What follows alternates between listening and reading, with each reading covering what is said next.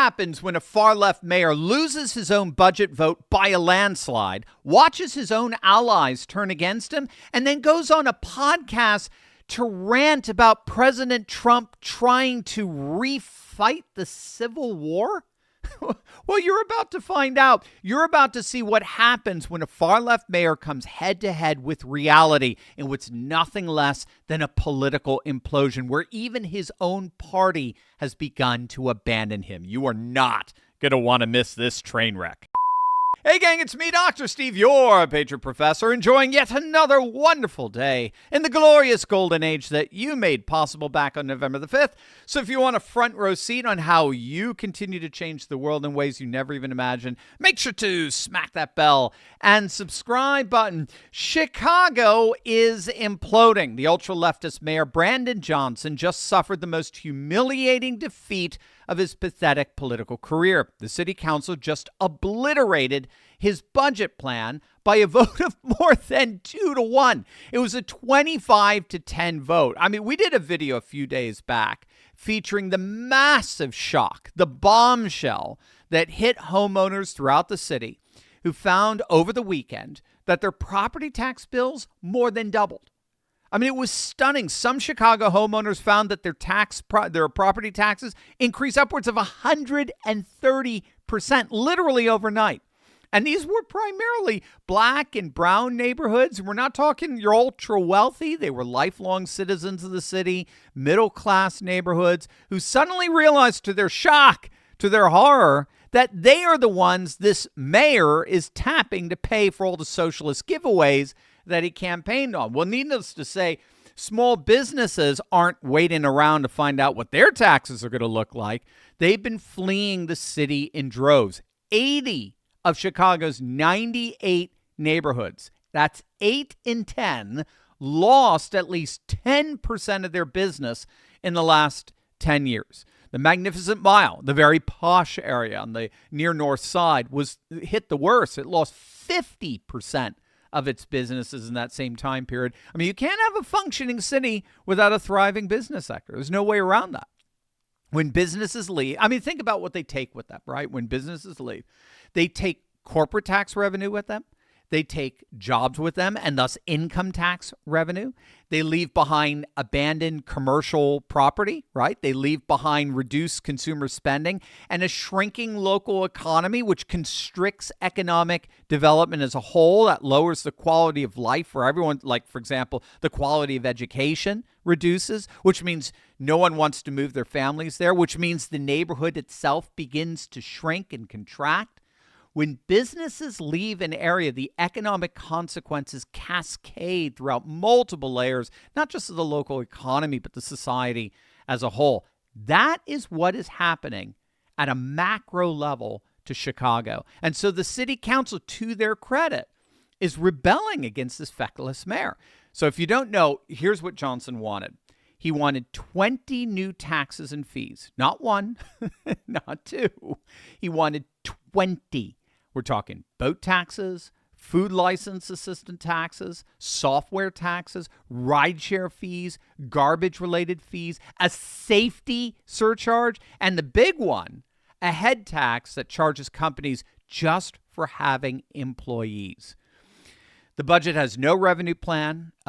Rising costs continue. Business vacancies are increasing. And city councilmen across the political spectrum are saying Johnson's proposals will only end up further hurting the city all the more, especially poor people, small businesses, and homeowners. Even Illinois Governor J.B. Pritzker took a break in between meals to make it very clear he does not support this nonsense. So the city slapped Mayor Johnson down, and I'm talking hard, again, 2-1, and they're telling him he needs to compromise, he needs to cut spending, and he needs to find real solutions.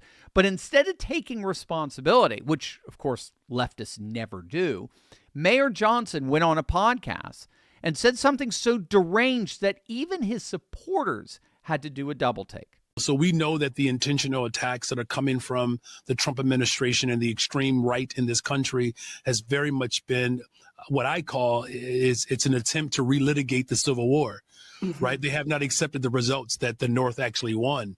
Right. Because if you look at all of the attacks, it's not just black cities. He's going after education, housing, transportation, good paying jobs, and healthcare. Those are literally the 5 demands of descendants of slaves post Civil War. So it's evident that they are not, committed to actually realizing the full dream of what this country can offer. Now, I don't know if that's the result of I don't know if that's what actually happens when your brain is infested with progressivism, or if he's deliberately just trying to whip up racial resentment in a desperate attempt to cover up his own verifiable failings as a mayor, or both. Right? I guess it could certainly be both. Either way, this is the absurdly vile rhetoric that passes for common discourse among leftists. You saw the other two women there. Oh yeah. I mean, they nod in agreement because this racial rhetoric serves a very important role of self-validation within leftist circles. It's rhetoric like that reaffirms to them, in the face of their imploding urban societies, in the face of all of their social failures, it reaffirms to them that they are on the right side of history. So damn the economic and social consequences of our actions. Damn the businesses fleeing, damn the spike in violent crime, damn the ungrateful middle class and working class residents who should be thanking us for making them pay such exorbitant property taxes. We're on the right side of history. We continue to fight the cause for the Civil War. We continue to defend that victory for justice and freedom and emancipation. And if you don't recognize that, that's because you're evil, you're racist, you're bigoted. I mean, again, you just saw the way the media handles that. They nod in agreement. And that's because what they call reporting is just left-wing activism disguised as news, right? And that's why millions are waking up every day to the realization that news is broken and that they have absolutely no idea where they can possibly turn for the truth. Now, fortunately, there is a solution. Ground News brings together headlines from over 50,000 news sources and makes it easy to understand what's happening. But what really makes Ground News so powerful is the transparency. You don't just see the stories, you see the political bias behind every source, the ownership ties, the coverage breakdown across the spectrum. My favorite feature is their blind spot feed. It shows you which stories are blowing up on one side of the aisle, but barely mentioned on the other. It's the clearest way to see media bias in action. So, for example, here's a story the left is completely ignoring. Republican senators recently introduced the Stop Antifa Act to make the designation of Antifa as a domestic terror organization permanent. The GOP wants to make Trump's executive order permanent law. The left-wing media is doing everything they can to bury that story. Now, of course, the right-wing media has its blind spots too, but now you'll know. That's the beauty of it. With every story, Ground News shows you the entire spectrum of who's reporting, left, right, and center, how reliable each source is, and even who owns each outlet. It's everything the corporate media doesn't want you to know. Right now, you can get 40% off the Vantage plan, which gives you unlimited access to all the features that I personally use for just $5 a month. It's awesome. Just visit ground.news/Steve, click the link in the description, or scan that QR code. That's ground.news/Steve. Unfortunately for the city of Chicago and for a number of cities across the country, this is what happens. This failure is exactly what happens when far-left ideology collides with reality. Johnson campaigned as a Democratic socialist with endorsements from Bernie Sanders, Elizabeth Warren, AOC. He promised to transform Chicago with progressive policies.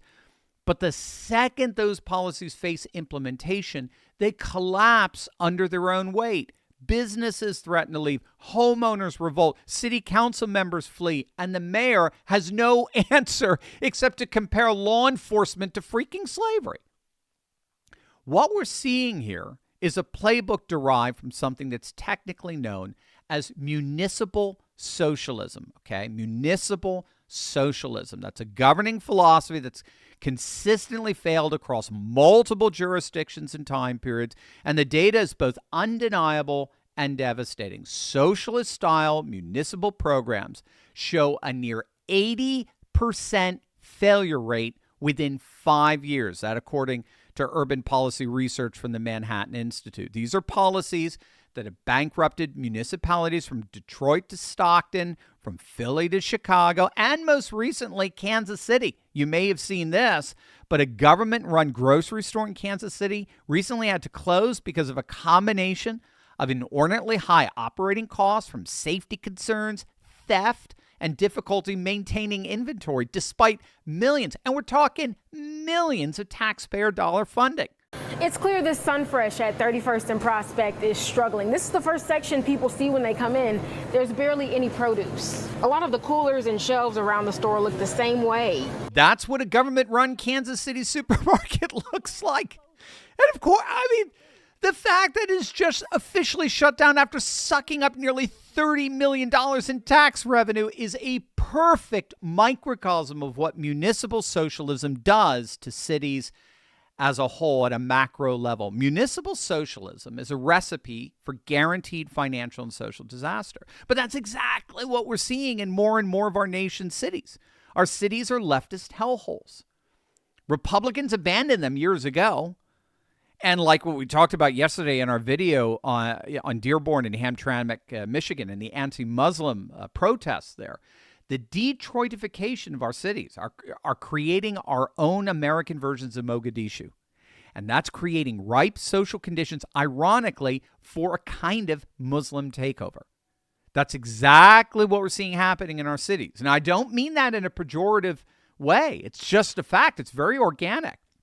As left-wing liberalism erodes and corrodes urban society without any other viable conservative Republican alternative, what we're finding is that the increasing presence of political activists inside the Democrat Party who happen to be conservative Muslims with their own voting constituency of an increasing number of conservative Muslim residents, conservative meaning they are embracing Islam and they believe it and they want it, implemented in society, they are effectively positioning themselves as legitimate alternatives, these Muslim politicians, as legitimate alternatives to establishment Democrats. That's exactly what we're seeing with Mamdani in New York or Omar Fateh, the so-called Somali socialist in Minneapolis, who came very, very close to unseating their incumbent Democrat mayor, Jacob Fry, just a couple of weeks back.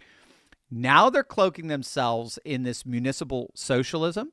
But as we're finding in Dearborn and Hamtramck, as soon as they get to power, especially with a majority Muslim population, they're completely turning on liberalism.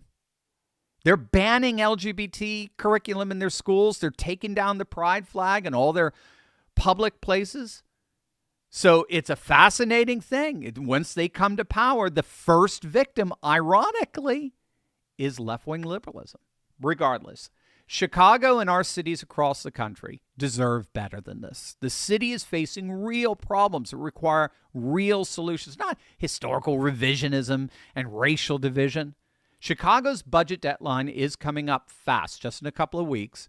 Johnson needs to figure out how to fund a city without driving out businesses and bankrupting homeowners. But based on his recent performance, getting crushed 25-10, and then blaming Trump for not accepting the North won the Civil War, I have a feeling, unfortunately, Chicagoans shouldn't be holding their breath.